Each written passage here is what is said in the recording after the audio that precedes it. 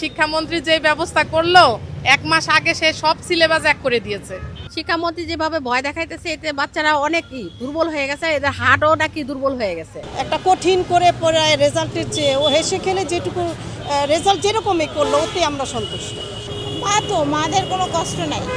তাই পরীক্ষাটা যদি নেওয়ার আগে একটু পোলাপান আরেকটু সময় দিত, কারণ বাচ্চাদের সময়টা খুব কম হয়ে গেছে গা। আবার শিক্ষামন্ত্রী যেমন ভাবটা নেয় মনে কি যে ছাত্ররা মনে হয় তার বয়সী। বাসায় টেনশন লাগবে, এই জন্য এখানে বসে থাকি যাতে টেনশন কম লাগে আর কি সবার মধ্যে।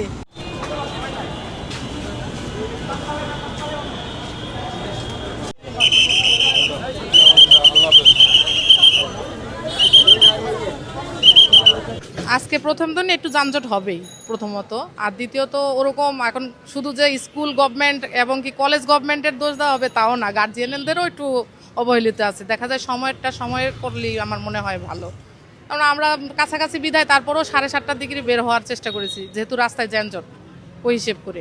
আর দূর দূরান্তে যারা তারা তো মনে করেন আরেকটু আগে বের হওয়ার চেষ্টা করা উচিত ছিল, একটু দেরি হয়েছে। দেখা যায় অনেকেরই 9:30 ওভার করেও ঢুকেছে অনেকে। এখন বক্তব্য দিতে গেলে তো বহুত কিছু হয়ে যাবে। শিক্ষামন্ত্রী যে ব্যবস্থা করলো 1 মাস আগে সে সব সিলেবাস এক করে দিয়েছে, এটা অনেক গার্জিয়ানেরই একটু মানে কষ্টই মনের ভিতরে, যে 1 মাস আগে সে কিভাবে এই কাজটা করলো। বাচ্চারা সবাই বিভ্রান্তিতে পড়ে আছে, অধিকাংশ মানুষ। হ্যাঁ, একটু চাপ আছে। আমার বাচ্চা দিয়ে আমি নিজেই বলছি, বাচ্চা যতই ব্রিলিয়েন্ট হোক আর যত কিছুই হোক, সায়েন্স থেকেও পড়াশোনা করছে, ও নিজেই বলছে মা 1 মাস আগে এটা হয়েছে। এরকম আরও সন্তানরা, ওরাও তো আমাদের সন্তান, তাই না? অনেকেই আছে, সবাই তো আর একভাবে ট্যালেন্ট না, সবাই প্রস্তুত না। না, আমার ওরকম পরামর্শ নাই, কারণ সে আমার থেকেও অনেক গুণী ব্যক্তিত্ব, তার বিষয়ে আমি কিভাবে কি পরামর্শ দেব। তবে বারবার এটাই বলবো, উনার এটা উচিত হয়নি যে 1 মাস আগে 9টা বোর্ডের একতায় একরকমই প্রশ্ন। গতকালকে উনি বলছে যে একতায় 9টা বোর্ডের একই প্রশ্ন। আমরা তো খবর দেখি, অল্প পড়াশোনা করলেও ওনার মতো গুণব্যক্তিত্ব আমরা না, একটু হলেও আমরা দেখি। এইটা করাটা ওনার আমার মনে হয় না। আমি গার্জেন হিসেবে, মা হিসেবে, ছাত্রদের সবাই আমার ছাত্র, সবাই আমার ছেলে সন্তান, মেয়ে সন্তান, আমি একজন মা হিসেবে বলবো ওনার এটা করা ঠিক হয়নি। একটাই রিকোয়েস্ট, যেন ভয় না দেখায়। শিক্ষামন্ত্রী যেভাবে ভয় দেখাইতেছে এতে বাচ্চারা অনেকই দুর্বল হয়ে গেছে, এদের হার্টও নাকি দুর্বল হয়ে গেছে। এরা খুব করতেছে যে আমরা ছটফট করতেছি কিভাবে পরীক্ষা দিব।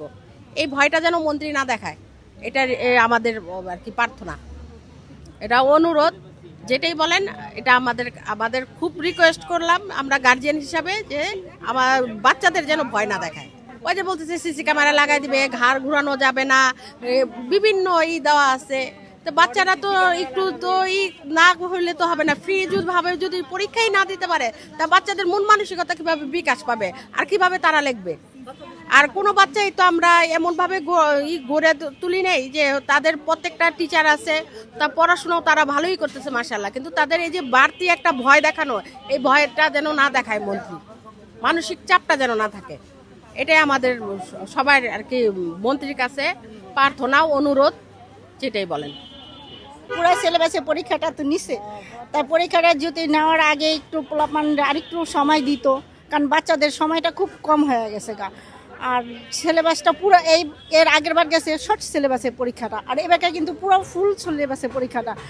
আর বাচ্চাদের এইভাবে মানে এইখানে এখন পরীক্ষা দিতে গেছে, পরীক্ষার এইখানে যদি একটু শিক্ষামন্ত্রী যদি একটু দেখতো, নজর না রাখতো, মানে কঠোর না হয়তো এটা ভালো হইতো।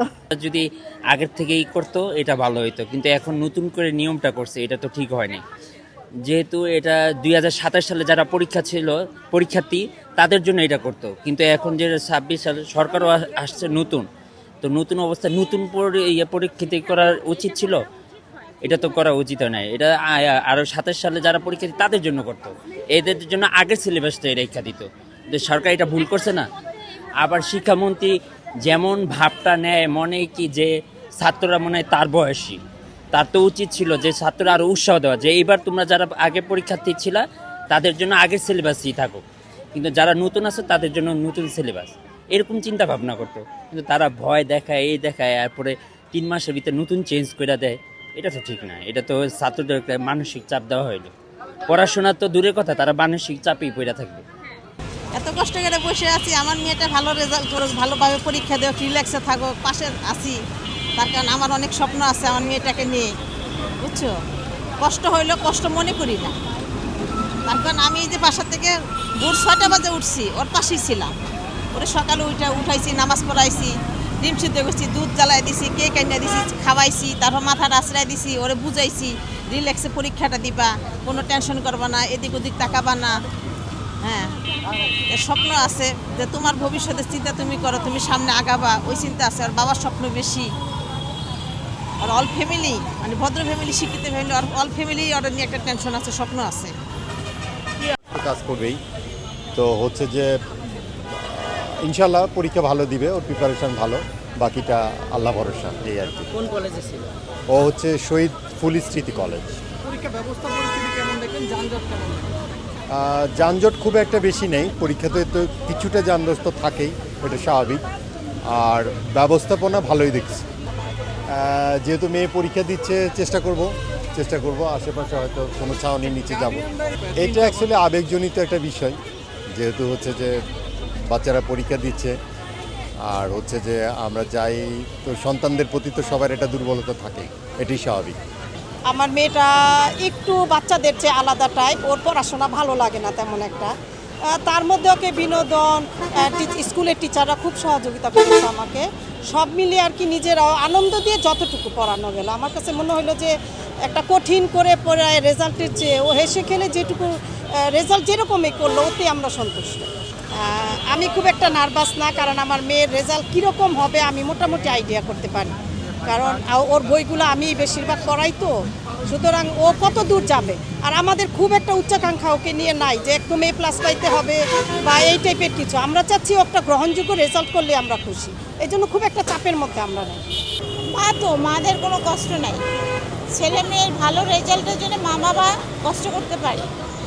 আজকে মেয়ে পরীক্ষা দিচ্ছে, মা হিসেবে কর্তব্য যেটা আল্লাহ তাআলা সেই এটা দিছে, সেই কারণে আমরা দাঁড়াই আছি যে মেয়ে ভালো একটা রেজাল্ট আনবে। মারা কষ্ট করতেছে, ভালো জাস্ট জানতে চাচ্ছি, দেখতেছি কতটুকু ভালো প্রশ্ন আসতেছে, কেমন হচ্ছে, এটা দেখার জন্যই বাইরে দাঁড়াই আছি।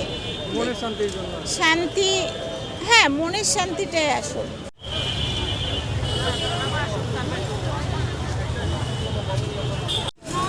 আপনারা যারা রাস্তার উপর দাঁড়িয়ে আছেন, প্লিজ আপনারা এক পাশে চলে যান।